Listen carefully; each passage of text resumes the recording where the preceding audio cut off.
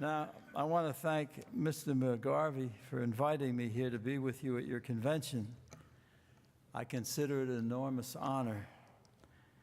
Your president invited me about 2 years ago to be with your convention, and I wanted to come, but unfortunately, a group of doctors had me hospitalized. So I'm happy to be here with you now. At my age, I'm happy to be anywhere here now. For over 60 years, I've been actively engaged with the union movement. I started in a factory in 1947. I began with Local 68 of the operating engineers, then with the AFL and the CIO, and finally with you people in the trades. All of this time, I have been primarily a parish priest, no more, no less. But let me tell you that in these days, it is not easy to be a leader in the church. It's difficult to reconcile real life and spirituality. Let me tell you a little story. For example, I had a friend who had to drive from Jersey to Florida. He came to South Carolina. He was tired, so he pulled into a small motel. In the South, as you probably know, almost every motel has a Gideon Bible next to the bed. So my friend took a shower and sat in a chair and opened the Bible. On the flyleaf, the first page was written these words: "If you're tired and weary of the journey, open this Bible to page 34. The next sentence said, "If you're confused and are seeking words of comfort, turn to page 65. The next line said, "If you are lonely and depressed, turn to page 124. My friend felt lonely and depressed, so he decided to look at page 24. And at the bottom of page 124 were printed these words in pencil: "If page 124 doesn't do anything for you, call Ginny at 555-4624.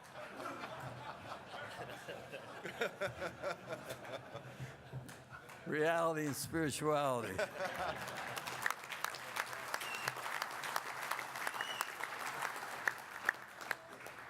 Now, of all the many trade associations I've been associated with, you, the building and construction trades, have been very special to me as a priest.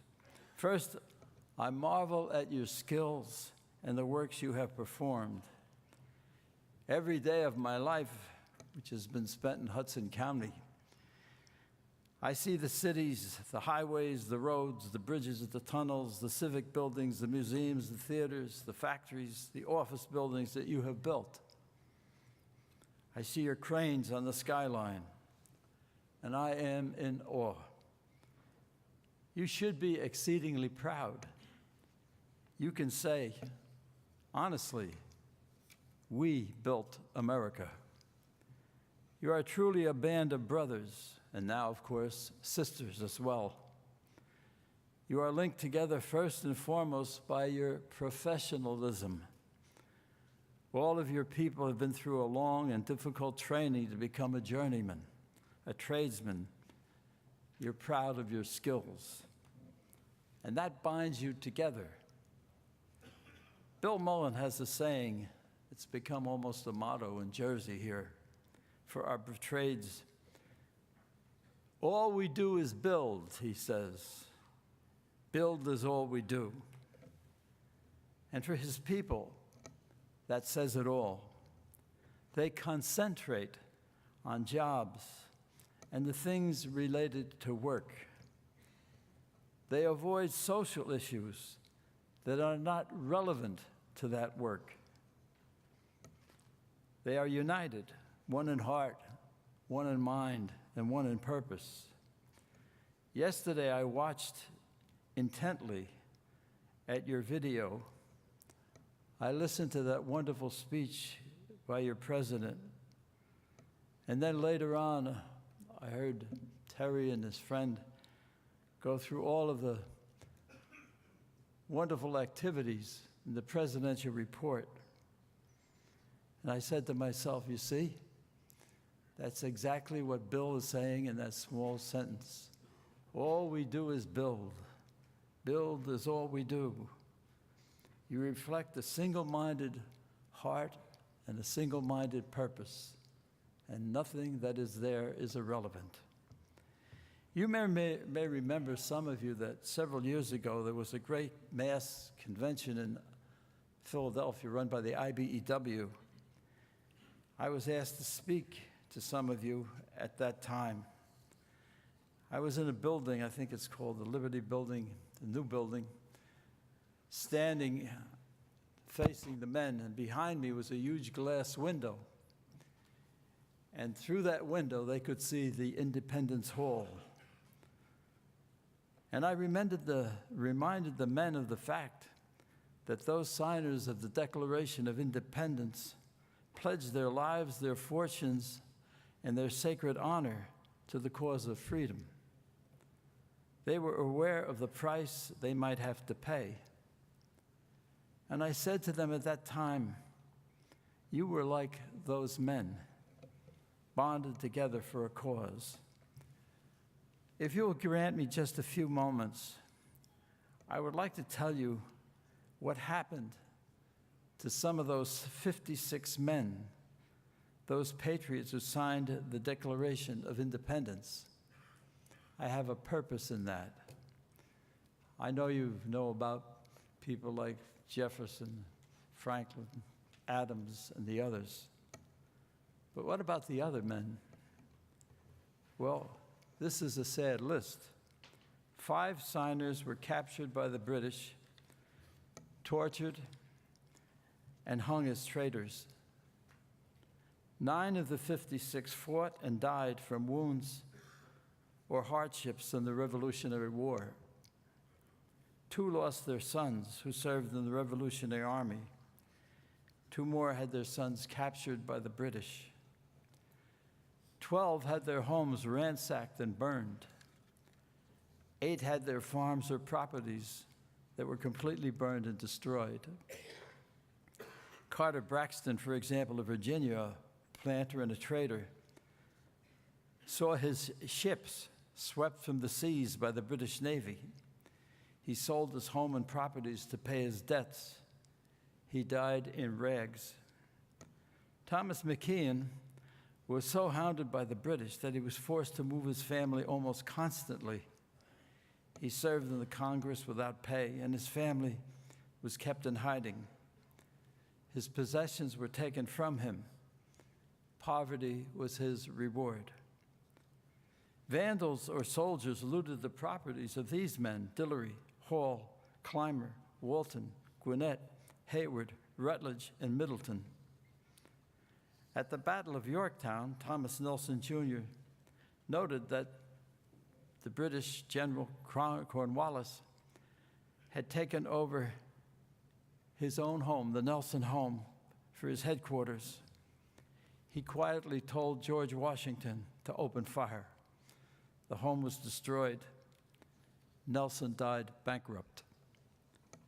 Francis Lewis had his home and properties destroyed. His wife was jailed and tortured by the British. She died as a result. John Hart was driven from his wife's bedside as she was dying. Their 13 children fled for their lives. His fields and his grist mill were laid to waste. For more than a year, John lived in forests and caves. He returned home to find nothing. His wife was dead. His children were vanished. He never saw them again. Now, why am I reading this to you? Because, ladies and gentlemen, I believe you are of the same quality and the same caliber of those early founders. You love this country. For myself, I have to confess to you that I find only 2 institutions in our country where I see true and total, complete patriotism. They don't teach it in the schools anymore. One is the military, where duty, honor, and country matter. And at this moment, our military is being decimated. The best generals are being sent home. Our finest fighters are being cashiered out of the Army. The other institution is you, the building and construction trades, have always stood firm for this country. I wish I could say the same about my Catholic Church, but I cannot.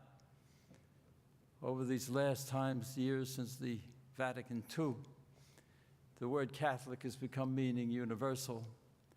So their interest is not patriotism for the United States. For too many Catholics, including religious priests and some bishops, this country is just another piece of ground on the face of the earth. And so the truth is, you are above all patriots. As a boy too young to serve in World War II, I knew of the Seabees, the construction battalions that were in the forefront of fighting. They did what was ever asked of them, no matter what the danger. The construction of pontoon bridges across rivers under enemy fire, the building of roads in jungles and runways for airplanes in swamps. Your fathers, your grandfathers went ahead, and they had this motto, if you'll remember: the difficult we do immediately, the impossible takes a little longer. And you stayed patriots during the Vietnam War, when mobs were burning the American flag. You flew that flag with pride from your cranes and buildings in defiance. I still get a lump in my throat when I see your flag flying from the cranes and the buildings throughout the state. When the liberals were reviling, spitting on the boys coming home from Vietnam, you accepted them and welcomed them into your organization with gratitude. That movement grew, and it's now called From Helmets to Hard Hats. And so my message to you this morning is just 2 words, or 3 really. Please, stay the way that you are. America needs patriots like yourselves. America needed them in 1776. America today needs you more than ever. Please, stay the same as you are. You are the lovers of our country. You are the builders of America.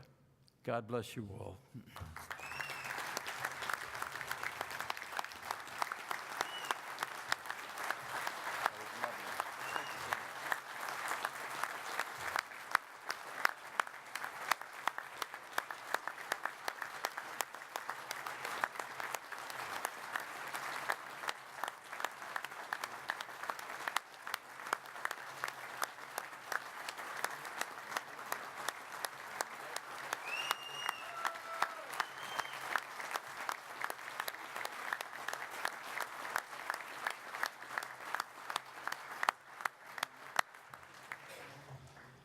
Whew.